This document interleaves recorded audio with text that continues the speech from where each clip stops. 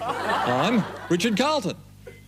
Take a six-pack of journalists, buy an atlas, add a little alliteration, end every sentence with a question, and you'd think you'd have a top-rating Sunday night, 7:30 current affairs show.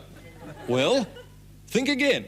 You see, this was a current affairs show with a difference. 60 minutes to nowhere. If ever there was a show with something going for it, it was the country's top-rating Sunday night, 7:30 current affairs show. Everything going for it except for one thing. It was a current affairs show without the current affairs. Remember this story? An exclusive interview with the Pope. Well, when is a Pope not a Pope? When he's a retired 60-year-old jockey from Tasmania. We wanted to get a scoop with the Pope. My uncle had a neighbour in Tasmania who was identical, so we just dressed him and no one picked it. A tapestry of gimmicks and deception, and the television viewers of the world might never have picked it, except for one person. Enter Yana X, former reporter. We've called her Yana X to protect her identity. We used every trick in the book. I remember I did a profile on the war in Afghanistan and, well, we shot it at Great Keppel Island and the Skylab astronaut training program.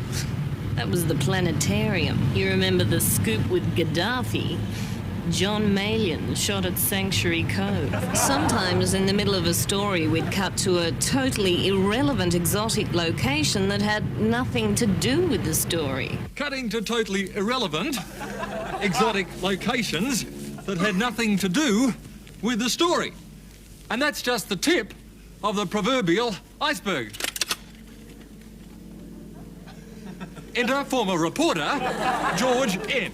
My own personal trick was to reuse voice tracks. I remember one story I did on Afghanistan used the same voice track for a story on Medibank fraud, a 12-year-old genius with emphysema,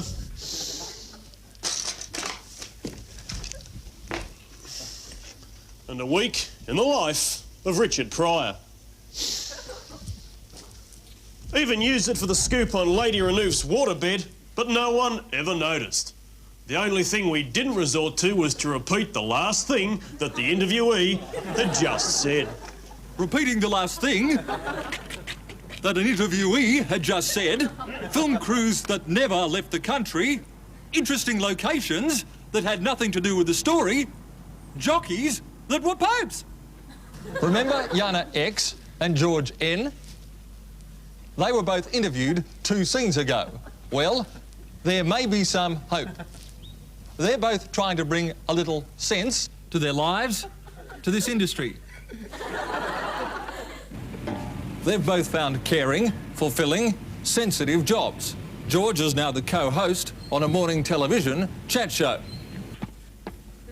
Yana is the anchor person on a nightly current affairs show.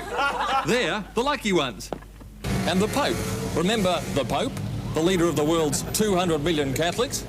Well, he's now a stable jockey for Bart Cummins, and he's picked up a ride in the 4th at Randwick on Saturday. But that's another story.